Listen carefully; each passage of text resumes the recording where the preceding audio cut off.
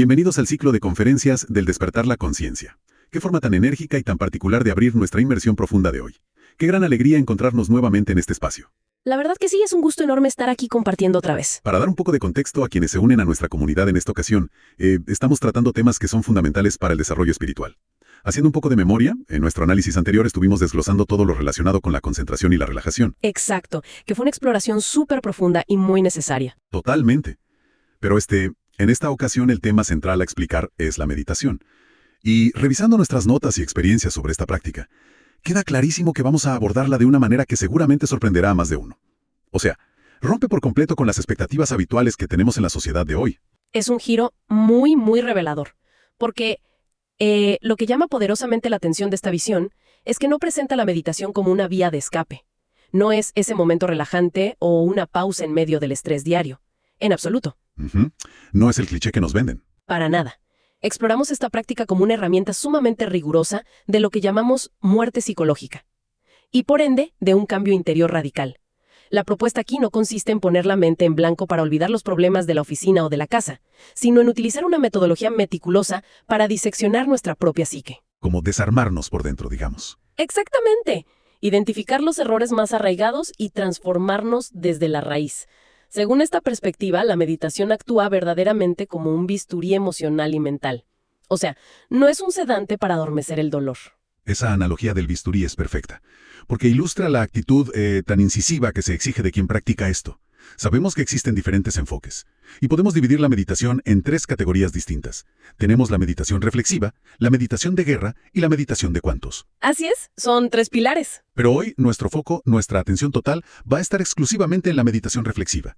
Y para entender bien esta categoría, creo que es vital definir primero qué no es esta meditación. Pues hay que apartarse muchísimo de la idea comercial que abunda hoy en día. La meditación reflexiva no es superficial ni es puramente contemplativa. Bajo esta óptica, el objetivo no es crear un estado de paz temporal a través de estímulos externos.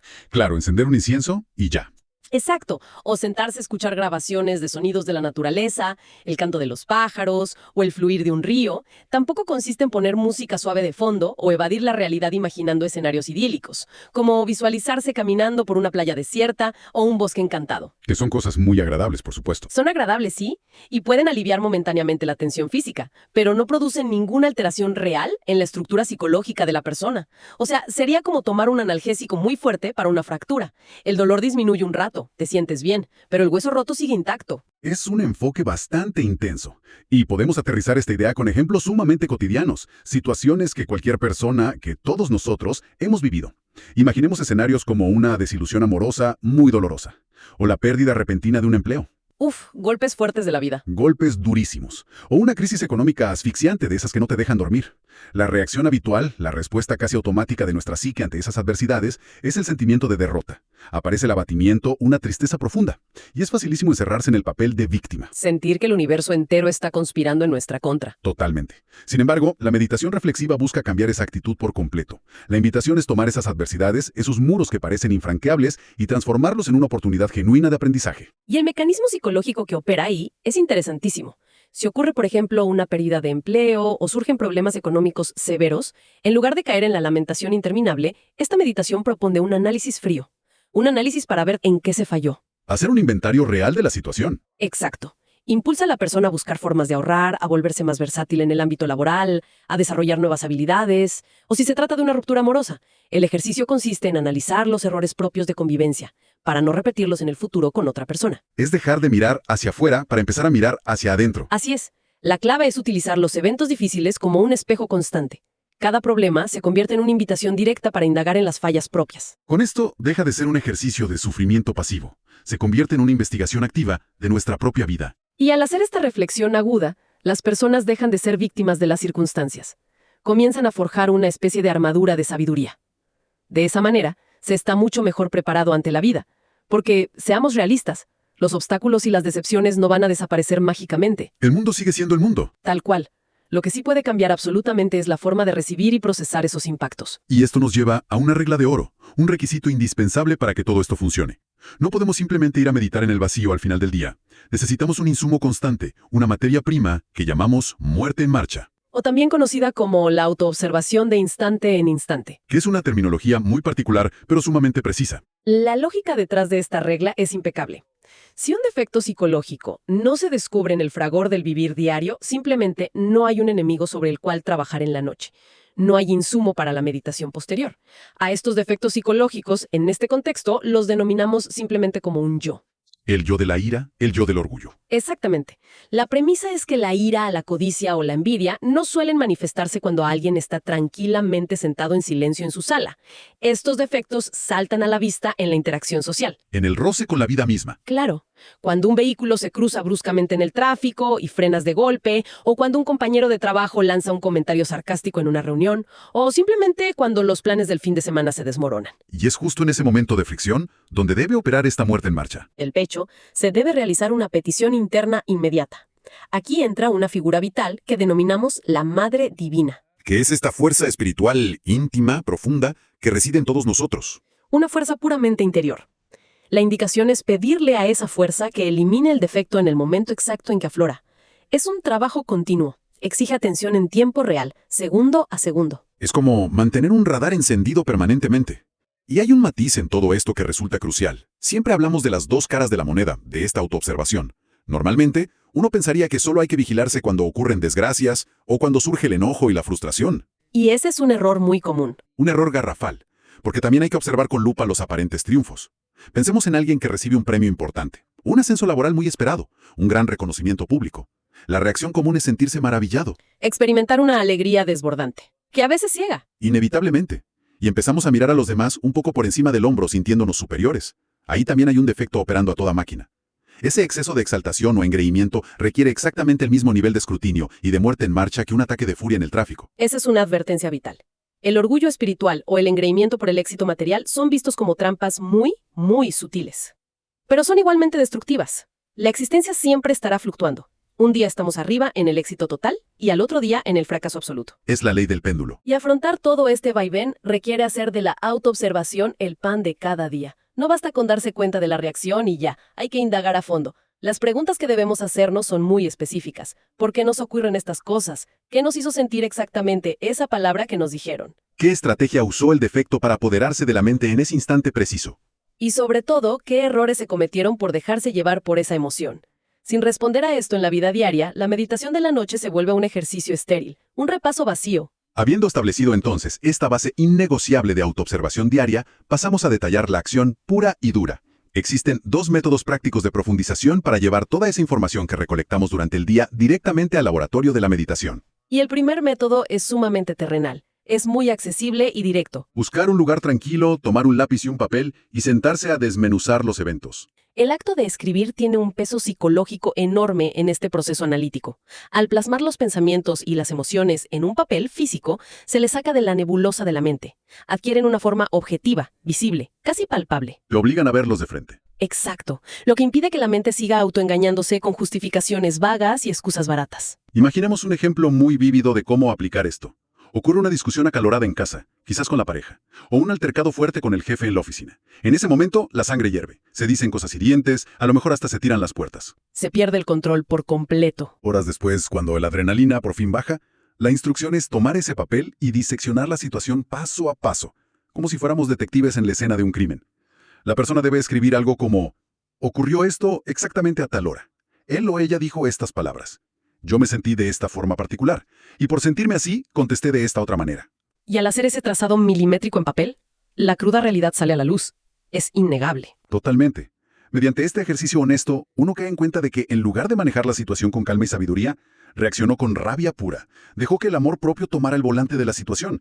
Sintió lástima por sí mismo pensando cosas como: es que nadie valora mi esfuerzo, yo doy todo y me pagan así. Ese victimismo clásico. Y se terminó atacando a la otra persona, sacando errores del pasado que ni siquiera venían al caso en esa discusión. Todo ese caos interno queda documentado, expuesto y sin escapatoria en el papel. Aquí es donde entra lo que podríamos llamar la regla de oro de este ejercicio escrito, que paradójicamente a la vez es el obstáculo más grande de todos. El objetivo final de usar el lápiz y el papel es llegar a la comprensión absoluta de que la culpa de nuestra reacción es enteramente nuestra. ¡Auch! Eso duele. Duele muchísimo. Nuestra reacción no es culpa de los demás, y esto, desde el punto de vista psicológico, genera una resistencia monumental en nosotros. Debemos ser implacables con nosotros mismos. Hay que juzgarse despiadadamente, sin concesiones. Y luego pedir a esa fuerza interior, a la Madre Divina, la eliminación de cada detalle minucioso descubierto en la escritura. Suena casi como convertirse en el propio fiscal inquisidor, porque es facilísimo hacer una lista interminable de los errores del jefe o de las faltas de la pareja. Podríamos llenar cuadernos enteros quejándonos del otro. Pero verse al espejo con esa dureza suena a un trabajo verdaderamente titánico. Es un desafío inmenso, sí, porque atenta directamente contra el instinto de preservación del ego. El ego siempre quiere tener la razón. El verdadero trabajo es lograr verse a uno mismo como si fuera un completo extraño, analizando las propias bajezas sin un solo gramo de indulgencia ni justificación. Es un ejercicio de desnudez psicológica brutal. No hay dónde esconderse. Y si logramos dominar, o al menos practicar constantemente este método escrito, estamos listos para el segundo método. Este ya requiere un nivel de concentración muchísimo mayor. Hablamos de la práctica interna formal. En varias posturas, según lo que sea más funcional para cada quien. Puede ser acostados cómodamente, boca arriba, sentados en un sillón o en la tradicional posición de flor de loto. Lo que verdaderamente importa es la disposición interna. Y para lograr esa disposición, existen 6 pasos meticulosos que deben seguirse al pie de la letra. El rigor de estos pasos busca, sobre todo, evitar que la persona se pierda en ensoñaciones o distracciones, que es lo más común cuando cerramos los ojos. El primer paso es, en apariencia, el más sencillo. Cerrar los ojos y quedarse en absoluta quietud física. Pero sabemos que el cuerpo se revela. Empieza a picar la nariz, duele la rodilla. Pero es vital mantener la quietud porque es una señal fisiológica. El cuerpo debe entender que la actividad externa ha cesado por completo. Es el inicio del recogimiento. Una vez lograda esa quietud, el segundo paso introduce herramientas muy específicas. Se debe hacer la conjuración del belilín y trazar un círculo mágico. Que para quienes no manejan estos términos cotidianamente, son esencialmente técnicas de protección vibratoria. La idea es establecer una barrera, limpiar el ambiente, para asegurar que el lugar de trabajo físico y mental esté libre de cualquier interferencia o distracción externa. Se crea un espacio sagrado, digamos. Y ya con el entorno asegurado, el tercer paso es pedir asistencia. El practicante debe dirigirse a su ser interno, a su esencia más elevada, y plantear un objetivo claro para la sesión. Esto es importantísimo. No se debe meditar a la deriva a ver qué sale. Se debe declarar con firmeza. Por ejemplo, decir internamente, el objetivo de esta práctica es comprender a fondo el ataque de celos que tuve esta tarde. Le damos una dirección clara a la mente. Una vez fijada esa meta, el cuarto paso es la relajación del cuerpo físico. Que no es solo respirar profundo. Se debe hacer un recorrido mental exhaustivo, imaginando y soltando activamente cada músculo, desde la punta de los dedos de los pies, subiendo lentamente por las piernas, el torso, hasta llegar a la coronilla, asegurando que ninguna mínima incomodidad física robe la atención de lo que viene. Y cuando el cuerpo ya está pesado, relajado, y ya no exige atención, llegamos al quinto paso. Este es el núcleo operativo de la meditación reflexiva. Consiste en reconstruir la escena elegida desde el principio hasta el final. Observándola como si fuera una película proyectada en la pantalla de la mente. Y aquí utilizamos una herramienta sonora vital, el mantra ronda. Ronda.